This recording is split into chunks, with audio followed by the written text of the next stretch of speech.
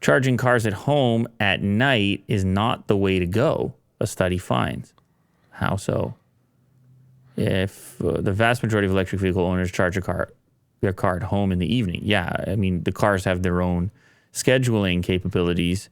In March, the research team published a paper from Stanford research team on a model they created for charging demand that can be applied to an array of populations and other factors. In the new study published September 22, they applied their model to the whole of the western United States and examined the stress the region's electric grid will come under by 2035 from growing EV ownership.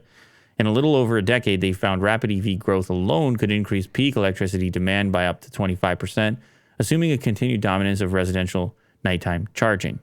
To limit the high costs of all that new capacity for generating and storing electricity, the researchers say drivers should move to daytime charging at work or public charging, which could reduce greenhouse gas emissions. The finding has policy and investment implications. So they're saying because so many people are already doing it, there's going to be like an influx. Yeah, I guess they don't mean right now. I think they're saying eventually people are going to have to distribute that load as opposed to everybody being charging at night.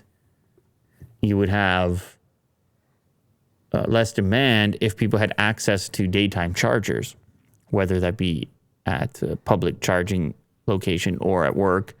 It's going to act to distribute that demand. Just pad it a little bit. Or, yeah, they could also create incentives. Current time of use rates encourage consumers to switch electricity use to nighttime whenever possible.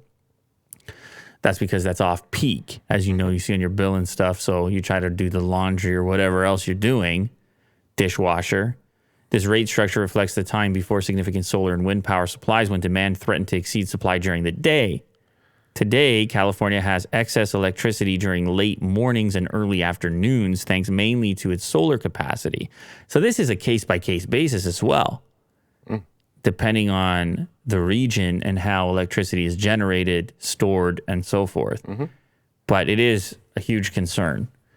Everybody's all excited about EVs, but can we snap our fingers right now and move the entire sector over to that, and can the grid manage it, Will? I hope so. No, you're just the last. You're the last one. You topple it over.